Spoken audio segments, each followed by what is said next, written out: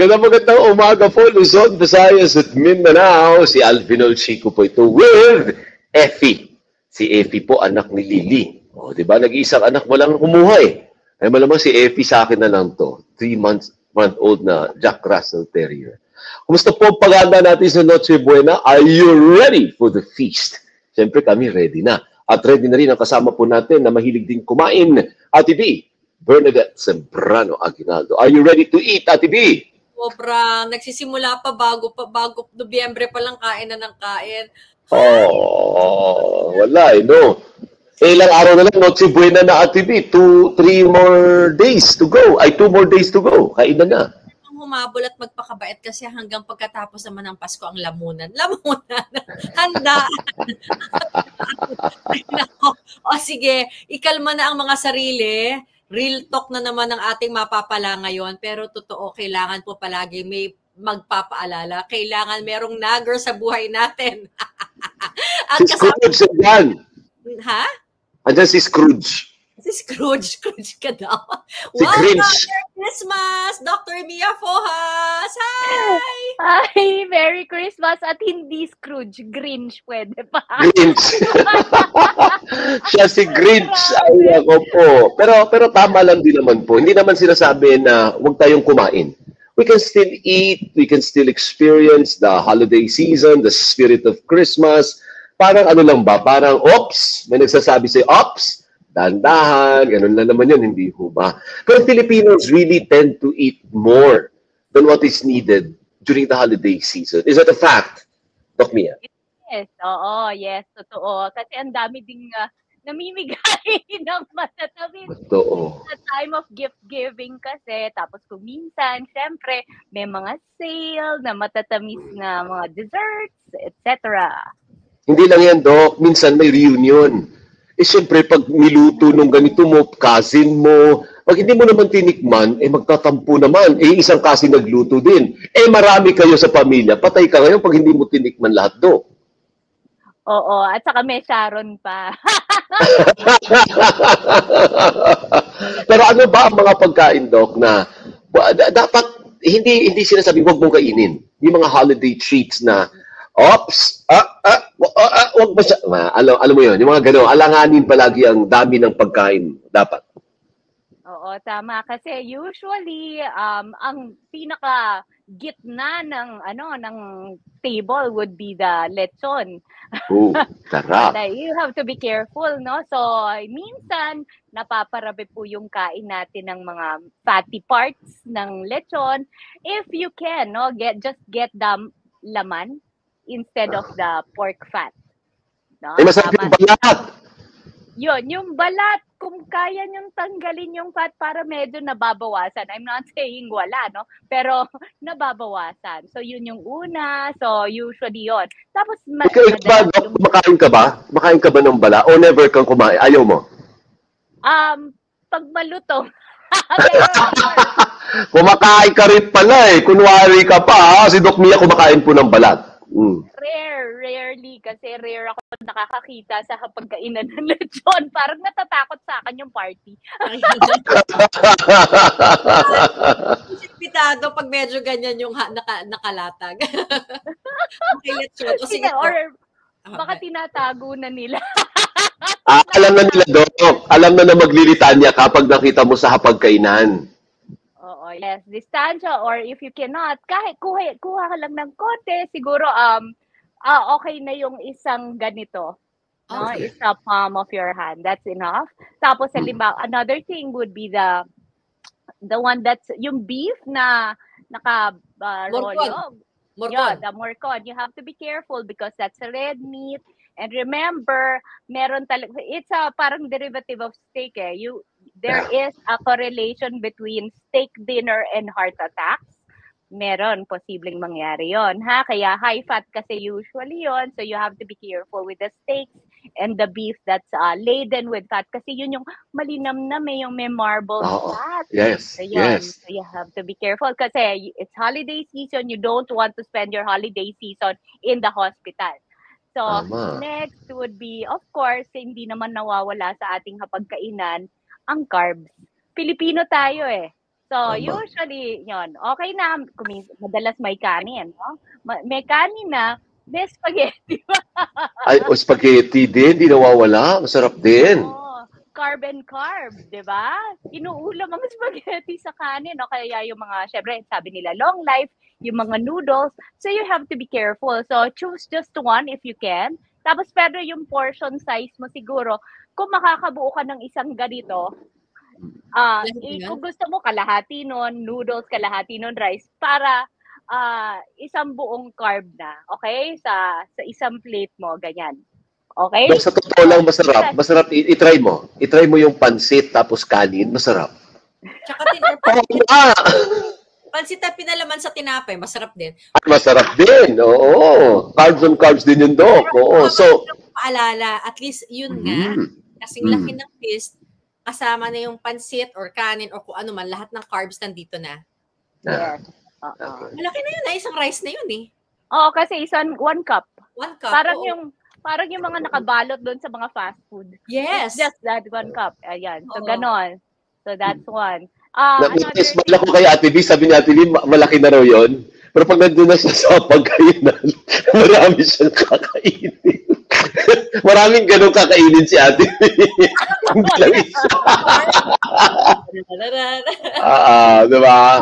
But okay lang, at least nandyan si Doc Mia to remind us. Diba? Pinagtatawanan natin, pero may kurot na, si Dr. Mia, lalahanin ninyo, reminder niya, magpasko, diba? Tuloy mo, Doc. Ano pang food? Carb. Ayan. Carb. So, again, hindi kasama dito yung mga fruit salad. Ayun pa. Diyos ko po, masarap din. Kasama na. Dapat carb na rin yun. I'm sorry, babawasan nyo yung kanin nyo. Oh no. And that's also yung dessert, ito na rin, nandiyan na rin siya. Oo, kaso nga lang, again, the dessert can include the fat as well.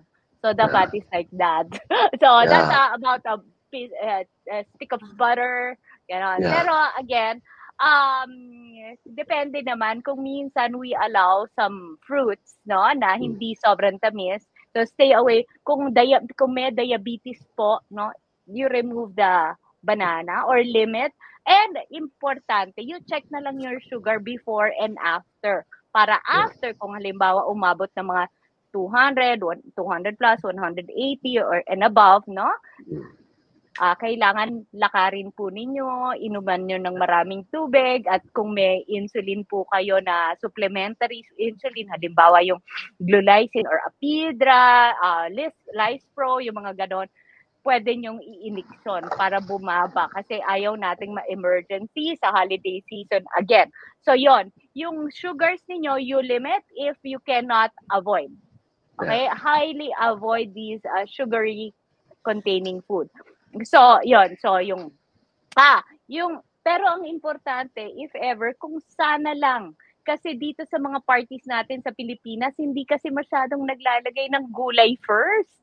Yeah, no? totoo. Usually, dapat gulay first. And sana yung gulay, yung tipong mga vinaigrette, if you cannot stick to yung mga, parang yung iba kasi ayaw ng raw vegetables. Ayaw nila yung mga raw cabbages, mga lettuce. You can have yung mga, a little bit yung mga yung vegetables na misote. Ano yun? Mga kangkong? Yes, kangkong. Carrots, broccoli. Yes, prior to eating your main course. And another thing, dun sa may diabetes, tapos high carb after, no? You can start with your vinaigrette. Halimbawa, okay ka naman. Ako yung favorite ko ngayon kasi, my gosh, I'm sorry, pako salad. Ay, masarap yung pako. Gusto ko ito, Doc. Saan ka kumukuha ng pako? Sa Pampanga? Meron sa Pampanga niyan, pako salad. Alam ni Ate Bia. Sa kalsada ng papuntang Benguet. Ay malayo naman masyado. Oo. Hindi, pero minsan meron din dito sa Metro Manila, pero medyo rare. I order from mga restaurants. Meron naman. Oo, meron. Sa Pampanga nga meron, malapit-lapit sa'yo. Oo nga, yan nga yung Pampanga. Diyan galing yung ino-orderan ko sa restaurant. Tapos, ang okay kasi yung vinaigrette. Bakit? Hindi naman necessarily balsamic vinegar, but anything that contains a little bit of the vinegar or acetic acid or citric acid in food, Yes, yes. you Oo. can start with that, and then when you take your complex carbohydrates, parang magja-gelatinize siya sa tiyan para hindi biglang tumaas ang sugar mo. Eh, nagpasko pa tayo. Gulay lang palang kakainin. Pauna lang naman. Di ba yung iba, Doc, apple cider ang inuuna? So may siyensya pala na Oo. yung sa umaga apple cider daw sila. Pero Yes, wala. Oo, meron naman, kaso nga lang hindi masyadong, wala pang, how should I say this, published trial. Although, mechanistically, you can imagine that it will work because acid will gelatinize your carbohydrates. So, it not necessarily apple cider vinegar, any kind of vinegar will do.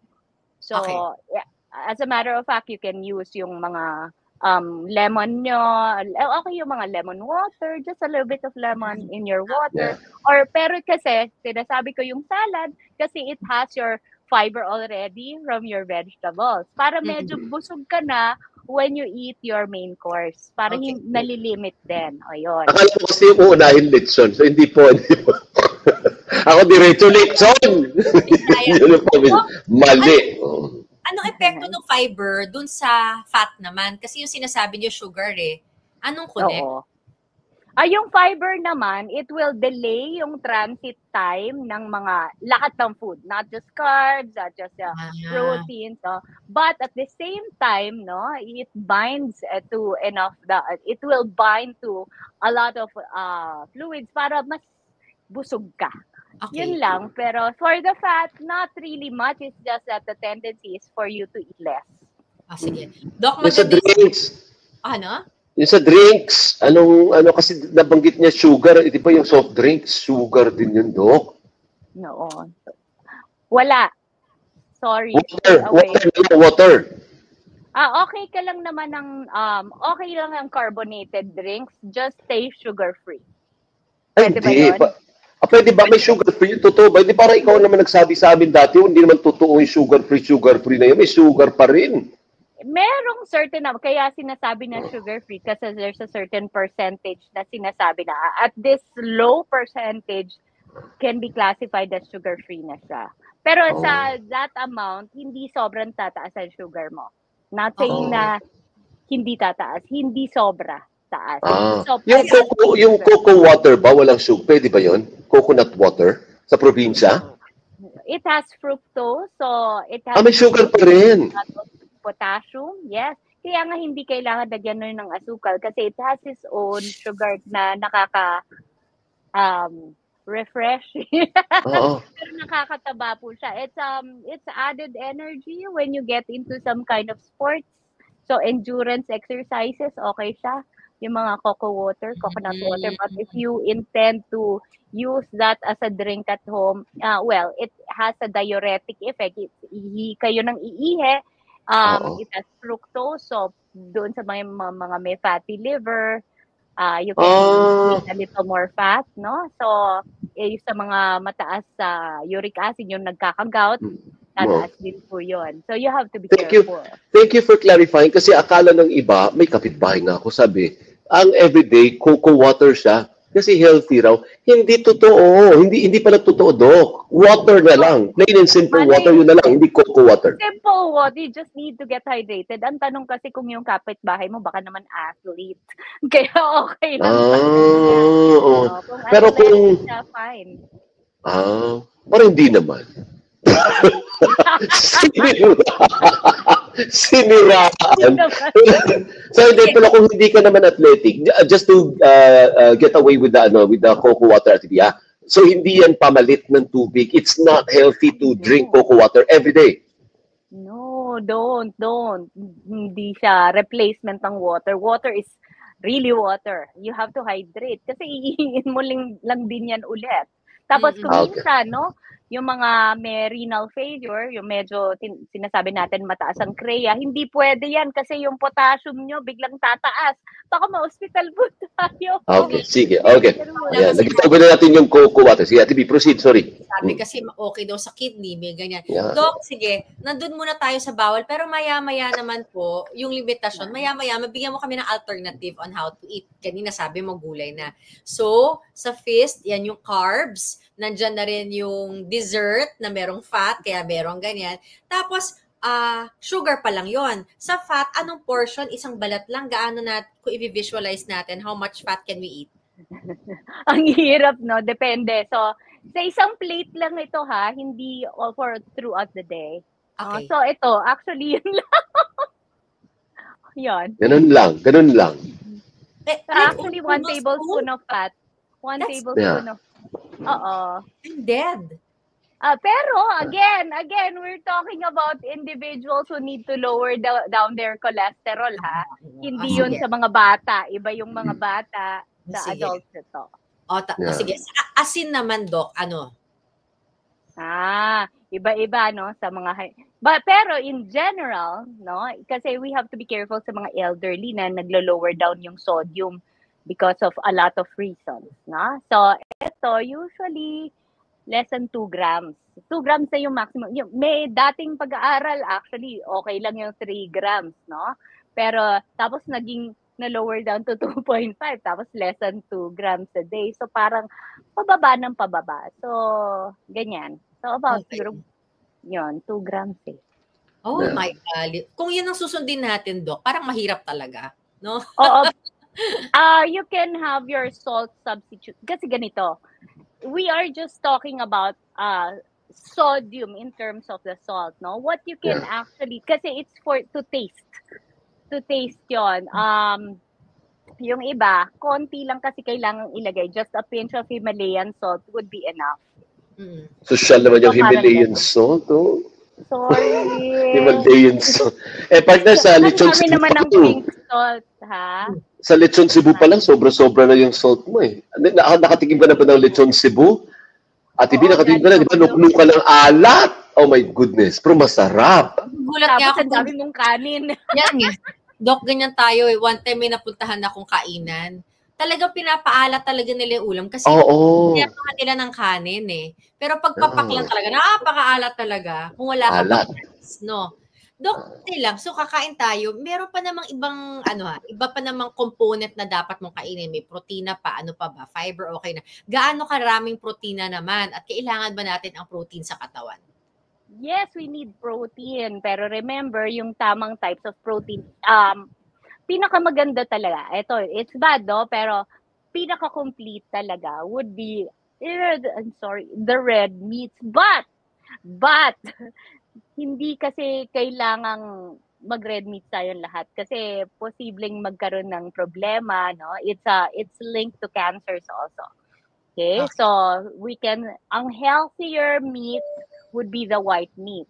So, chicken breast, fish would be okay. So, yun yung medyo yung mas healthy types of meat. So, protein. So, white meat would be okay. So, how much protein do you have to take in a day?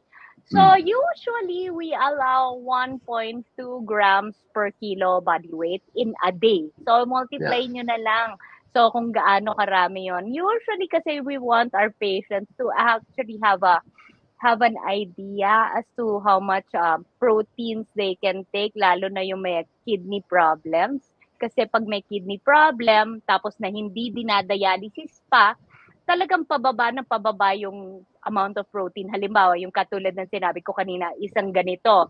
Isang chicken breast na yan, no? Isang chicken breast, and yan lang yung pwede niyang kainin in a day, ha? Kung may renal failure, kawawa. So, ilang grams lang yan. So, usually, yung iba, we allow up to 90 grams of protein in a day. That's kung 90 kilos ka, 1 gram per kilo, ang bigat, ano. So that would be more than enough in a day sa isang may renal failure. So, depende sa timbang ninyo. Ilang beses ba tayo kakain pwede sa isang araw? Lahat ba yan kailangan kumain sa bawat handaan? Or Pag Christmas, kada oras. Pag Christmas, pag holiday season, Ate B. or may best time ba kung magki-Christmas party ka, baka pwedeng breakfast yan? Asa ka pa. Walang, tulog pa sila lahat sa breakfast, so naghahanda pa. Oo, may inuman pa yan, patay. Correct. Yun, yung alcohol. We have to talk about the alcohol. So, Hindi, bago yung alcohol, hindi pa tapos yung mga pagkain. Pagkain muna, sorry naman. Yung times a day muna. Wala tayong recommended. Hindi naman actually recommended yung 3 meals a day and 3 snacks. Pero usually ginagawa natin yan sa hospital para may schedule yung pasyente sa sugar monitoring. 3 meals and 3 snacks para to simulate whatever they are doing at home. But sometimes, 2 meals a day would be more than enough with some 2 snacks or no snacks even. So, depende. So, ang problema ngayon kasi, the oras when you are having your party. So, ordinarily, hindi naman talaga dapat masyado nang kumain sa gabi during ordinary times, no? Kasi itutulog mo na lang yan. Ang problema, pag kumain sa gabi, merong continuing parties pa yung iba, so mapupuyat. Kaya, this is really the time when people gain a lot of weight because it disturbs their sleeping pattern as well, and the stress hormones go up. So, medyo mataas ang stress hormones, tumataas talaga po yung sugar at saka nag-weight gain po tayo. Kaya you have to be careful and monitor closely yung mga asukal natin at sa mga fat intake. Pwede bang mag-starve ako? Morning, hindi ako kakain ng breakfast, hindi kakain ng lunch.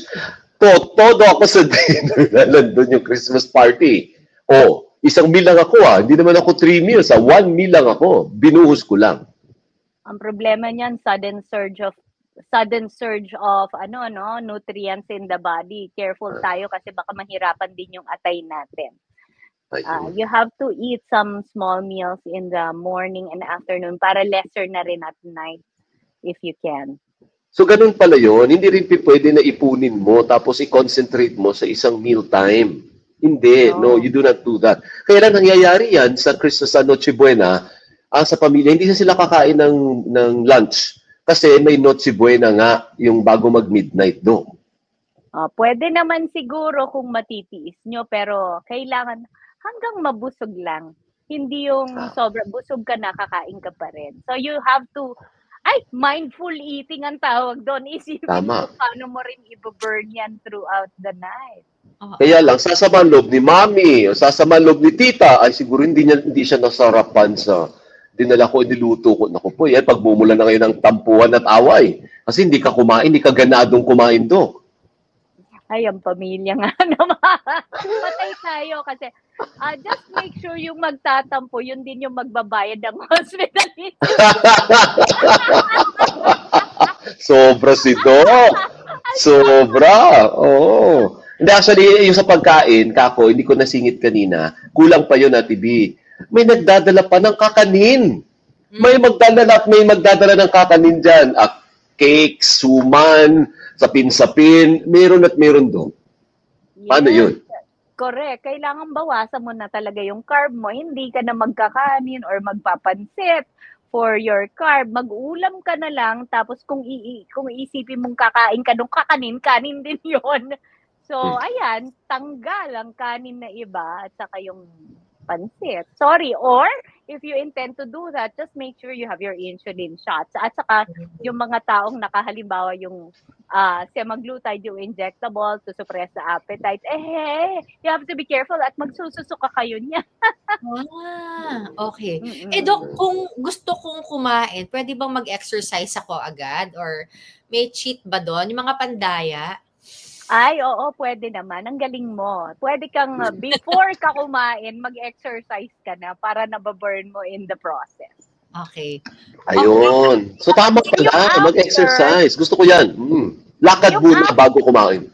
Oo, yun. Yung after naman, pwede din. Lalo na yung sa hindi nila na-predict na biglang tumaas yung sugar nila. talagang maglakad-lakad ka, ilakad mo na yan, wag masyadong tumakbo kasi nakakatakot din. Hindi natin alam kung kamusta yung digestion mo. Lakad-lakad, inom ng maraming tubig, at saka you make sure that in between subo, you take enough liquids as well. Yeah. But not alcohol. Singit mo na ngayon yung alcohol kasi meron at merong iinom, Dok, eh. Inevitable pag Noche Buena, may iinom at may iinom niyan, Dok. Anong masama ba pag uminom? Sabi nila pag wine naman, nakakatulong pa nga sa digestion eh. Totoo o hindi totoo? Hindi. Kasi ginagawa dahilan yun eh. Hindi, pampatunaw ko to. Di ba sa ibang bansa, meron pa yan. Liquor ba yun? Yung manamis-namis? Na may alcohol?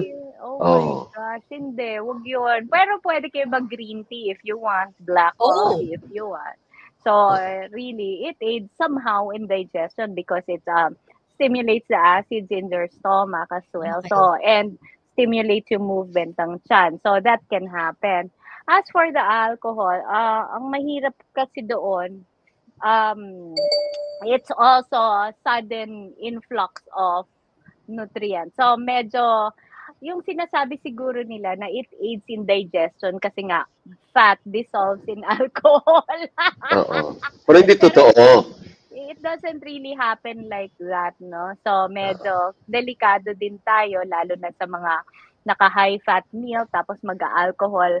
You have a tendency to, lalo na kung merong gallstones, no?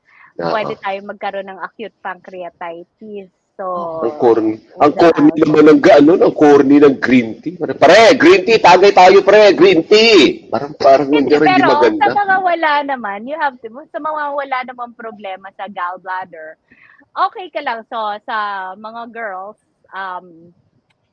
okay na siguro yung sa 2 beers if you can, tapos isang glass of wine. Yung wine glass mismo. So, pwede yon. Sa mga meals, pwedeng up to 3 bottles in a week. 3 bottles of beer, tapos siguro mga up to 2 glasses of wine. Pwede na yon. Yung sa mga whiskey, medyo limited. So, mga 1 shot lang talaga. Kasi, ang nakikita ko kasi sa mga pasyente ko, so again, matataas na po talaga yung cholesterol at saka meron pong mga problema sa uric acid. So biglang mag-shoot up yan eh. Baka hindi kayo makalakad, magka-gouty attack kayo after nung party. Hindi after nung holiday, after nung party. Tapos yung iba kasing nakikita ko, ang dami na po kasing may fatty liver. So medyo ang mahirap dyan after ng holiday season, matagal po mag-normalize yung ating liver function test if you take alcohol and fat. So mahirap pag may na-damage na cells ang liver, ang hirap pabalikin kung mababalik pa. Kaya we have to be careful, especially if you have fatty liver. So wala pang masyadong gamot doon.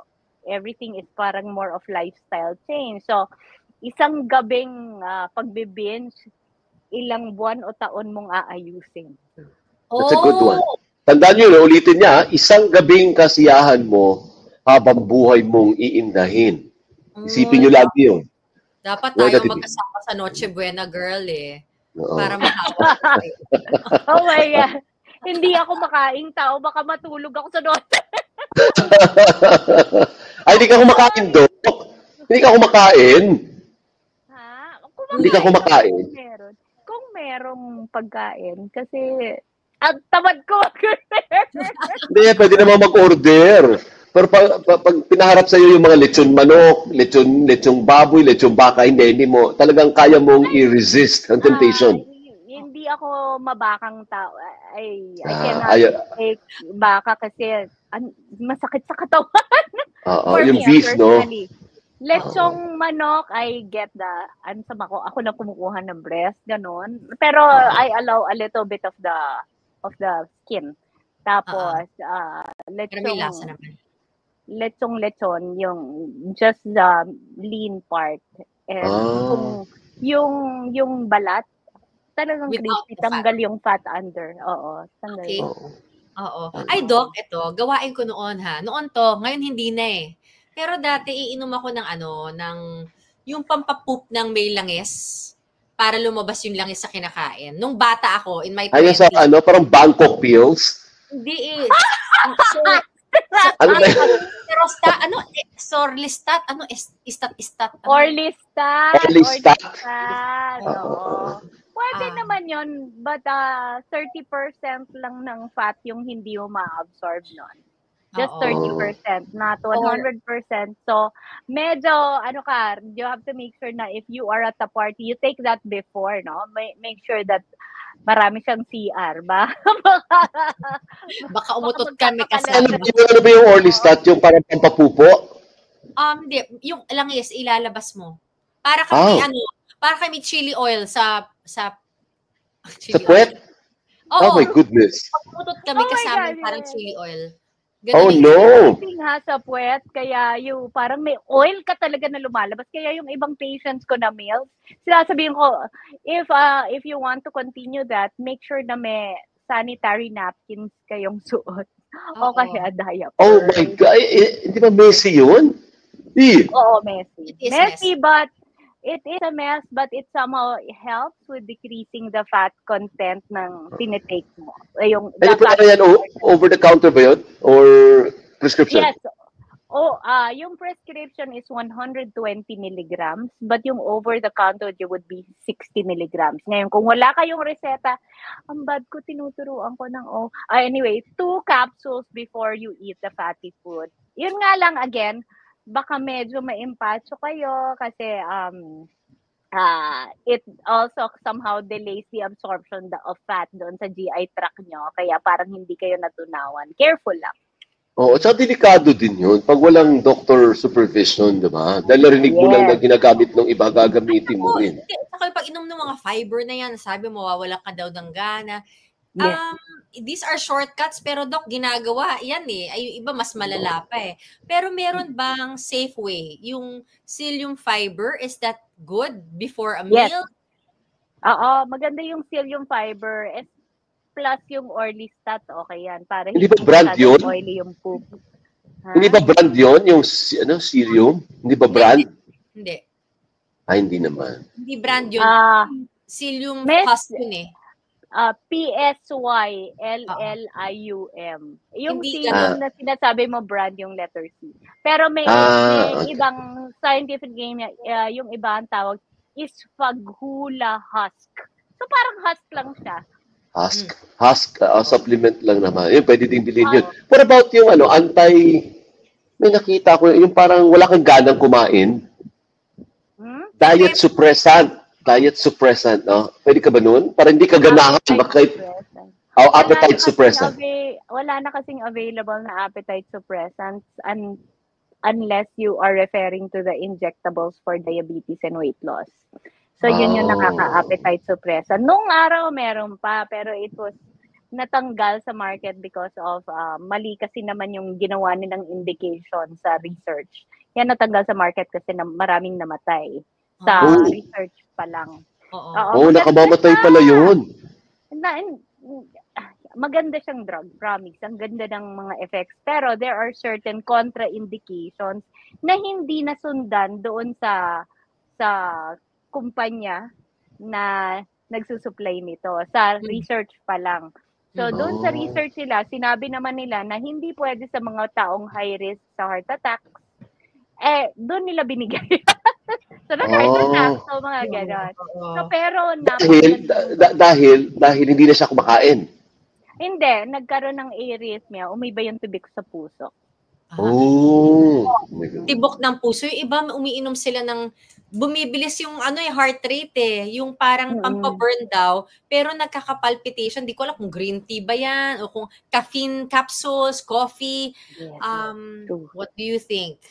That's again, tama. Very dangerous yung ginagawa nila. Basta kailangan kasi guided ng doctor yung mahirap yun. There are maganda 2-in-1 capsule, coffee daw na pampapayat, ganyan. Yun, mali yun ha, kasi mahirap laging gising na gising yung diwa nyo, yung iba baka merong tendency magkaroon ng psychosis pa, hindi lang pampabilis ng heart rate, lalo na you have to have yourself checked with your doctors kasi kung minsan mabilis na po talaga pala yung heart rate mo kasi halimbawa may thyroiditis o may thyroid disease na talaga, Oo. nakamamatay yung ginagawa ninyo. So, hindi pwedeng payat nga pero patay. So, Oo. hindi pwedeng ganyan. So, you have to have yourself checked before you get these supplements. No? Kasi again, these supplements may be FDA registered but not as drug but as supplements. So, don't use these things as drugs. Okay. Okay. Doc, sige, last 10 minutes tayo. Takutin natin sa konti lang.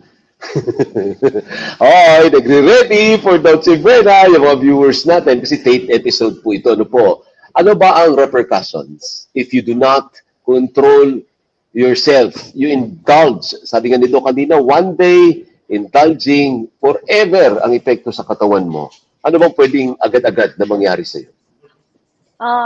Actually, ito yung panahon na medyo dumadami yung pasyente nating na-admit sa ICU. Marami pong na-hospital during the holiday season because of the binge eating, no? So, ang dami po kasing, siyempre, handaan. Sasabihin sa amin usually, Doc, minsan lang naman. So, minsan lang din po, pero baka ma-admit po tayo.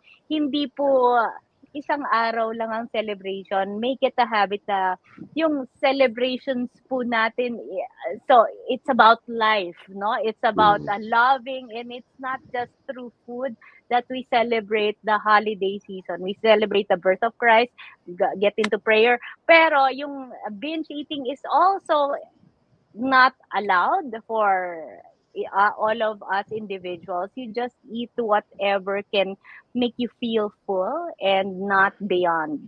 So, hindi porke andyan, hindi lang minsanan lang ang pagtaas ng sugar na minsan kasi pwedeng magka-emergency po tayo, diabetic ketoacidosis, tapos yung sa mga nakainom ng alak, hyperosmolar state. So, again, doon sa mga nag-aalak, no, na hindi maka-avoid, halimbawa, yung 1 glass of wine, you have to katumbas that ng water, 2 glasses of water, ha?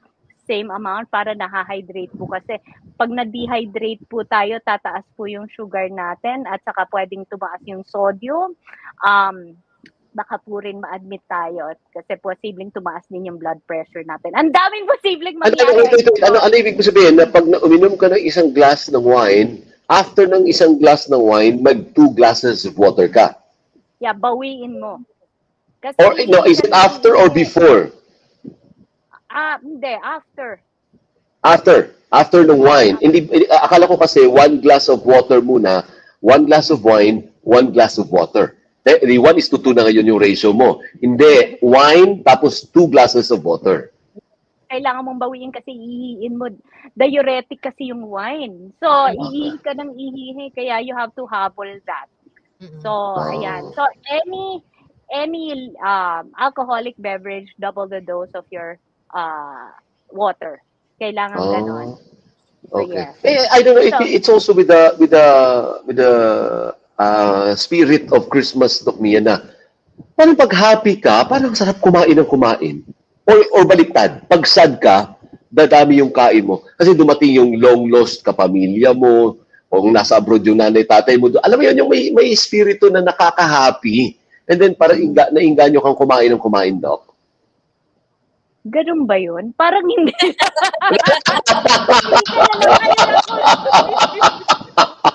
Parang hindi ka naniniwala. Hindi siya makarelate. Halimbawa, kung minsan chika ka lang ng chika, nalimutan mo na, naggutom ka na pala. So, it's not like Hindi, ibig ko sabihin yung food kasi para siyang binder ng family. Pag may food, alam mo yun, yung ano tawag mo doon, bond, parang lumalakas yung bond. Kaya sige, lamon ng lamon. Sa Pilipino talagang ganyan, di ba? Everyone gathers together, laging may for food. Yeah. So, ganun ang nangyayari sa atin. Kaya, mindful eating talaga eh. You have to know how much you're eating. You have to think about what you're eating. Hindi yung habang nakikichika, kain ka lang ng kain, hindi mo alam na marami ka na palang nakakain. Tama. Oo. So, ang unang bantayan, heart attack. Heart attack ba ang number 1 dyan? Yes, heart attacks ang una. Oo, heart attack. Tapos kung may diabetes ka, sabi mo, ano yung sabi mo? Atinosis ba? Diabetic ketoacidosis, yung mga Acidosis. Diabetic emergencies meron. Ayun. Tapos Meron ano pa? talaga. Yung iba renal failure, CKD. So may acute renal failure. Kasi na-dehydrate o kaya biglang tumaas yung uric acid, gouty also. Yeah. So tumaas yung uric acid, tumaas yung protein intake, pwede mangyari yun. Or hypertension, biglang tumaas ang BP kaya medyo nagka-problema agad sa kidneys, lalo na kung may tama na yung kidneys in the first place. So damay-damay na. Yes, gouty attack. Baka hindi kayo makalakad after nung party. Namamaga yung mga paa nyo at saka joints ninyo dahil sa taas ng purine intake nyo, lalo na yung mga nag-seafood, yung mga crabs, shrimps, ganon. So, squid. So, biglang taas ang uric acid, biglang maga ng joints ninyo. Pwede rin mag-renal failure sa mga ganong bagay. So, marami stroke also. Yeah, stroke. Pati stroke, kasali din. Pwede ka rin magka-stroke sa dami ng kain. Yung naalala ko dati, Dok, sa amin dati, meron na kaso na nabangungot daw. Dahil natulog ng busog na busog, bundat na bundat. Yes. Yan yung sinasabi kong kanina na acute pancreatitis, high-fat meal, and then alcohol. So, kasi nade-delay nga yung transit time dahil sa fat, no, medyo mabagal yung galaw ng tiyan natin, nahihirapan din yung pancreas na yung lapay, na mag-release ng tinatawag na enzymes pang-digest ng fat. So, yung iba kasi may tendency na mag-acute pancreatitis, lalo na kung meron na silang dati pa na may gallstones, gano'n. So, nakaharang yun dun sa enzyme. So, yung enzyme, instead na pumupunta doon sa GI tract or doon sa, anong tawag ng duodenum, doon sa intestine, kung saan madadigest yung taba, bumabalik siya sa pancreas. So, nagkakaroon ng hemorrhage. So, parang, oops, hindi niya nakaya ilabas yung enzyme papunta doon. Babalik siya doon sa mismong organ. So, nadadigest yung organ. So, yun yung acute pancreatitis. Bangungot. Yung iba kasi, there are different terms, there are different meanings to the bangungot. So, ito, pwedeng acute hemorrhagic pancreatitis. Sa cardio po kasi, may ibang type of bangungot. Yun yung sudden arrhythmia. So, iba yung kuryente ng puso. So, may ibang kasi na hindi naman lahat na may barado sa puso because it can happen even in young individuals. Yeah. So, you just have to watch out. Yung iba, kailangan ma-screen talaga yung heart nila, kaya kailangan talaga ma-monitor yung mga kabataan for their lipid levels, at saka yung history sa family kung meron silang tendency magkaroon ng kakaibang tibok ng puso. Yung thyroid function test, so importante yun kasi yun yung pwedeng merong apekto din sa tibok ng puso natin. So, dalawang types of bangungot ang pinag-uusapan natin. Isa sa puso na may arrhythmia at isa yung acute hemorrhagic pancreatitis. So, doon tayo sa acute hemorrhagic pancreatitis, doon sa mga taong high-fat meal with alcohol usually, or some cases yung drugs, no? Kasi, meron talaga nagda-drugs. Meron talaga, in fairness, mahaba yung paliwanag mo sa bangungot, ha? Mukhang ginanahan ka dun, ha? Pero kasi nga, pamatayin ako ni Doktora Herbacio kasi meron siyang bangungot,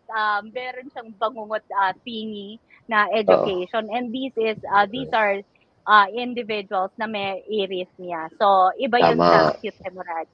Kaya na-settle na ba yun ng mga doktor na ang bangungot ay heart-related or pancreas-related? Hanggang ngayon ba hindi pa rin nasisettle? Ano ba talaga? Kasi in a similar manner, yung pancreas can be lapay in Tagalog, or lapay can also be some other organ that I cannot remember.